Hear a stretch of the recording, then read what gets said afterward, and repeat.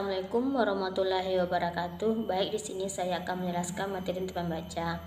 Membaca yaitu berupa menghafal atau mengejar sebuah tulisan. Hal ini sesuai dengan tertuang dalam KBBI.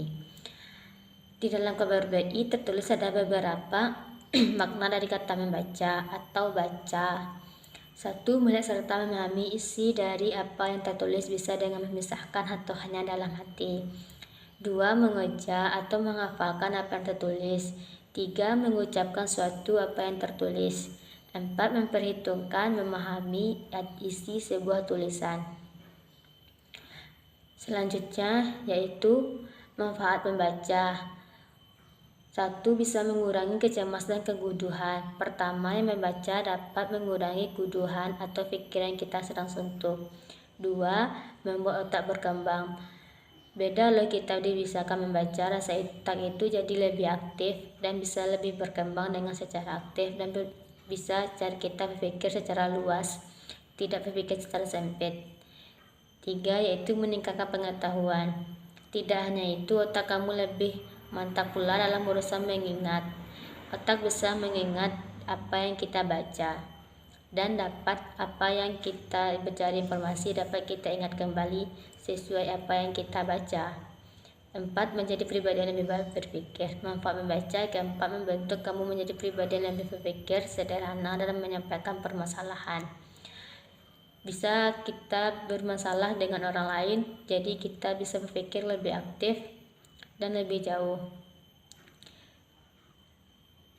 5. Sebagai penghibur. Bagi sebagai orang pemanfaat, membaca buku tidak hanya untuk memperluas wawasan saja, tapi juga mencari kesenangan, hiburan, atau penceramah dari setiap masalah yang ada.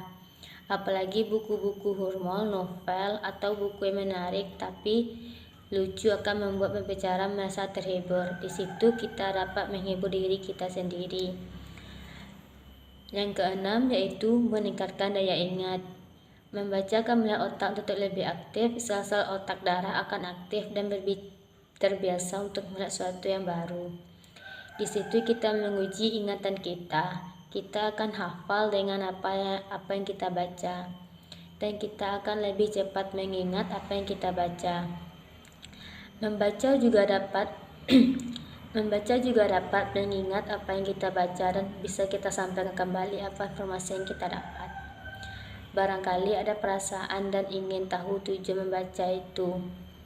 Tujuan membaca itu yaitu kesenangan, menyempurnakan membaca yang nyaring, menggunakan strategi tertentu, memperbaharui pengetahuan tentang suatu topik, mengingat informasi baru dengan informasi yang telah diketahui, memperoleh informasi untuk laporan lisan atau tertulis, berkomunikasi atau menolak prediksi, mempelajari tentang struktur teks, menjawab pertanyaan-pertanyaan yang spektif.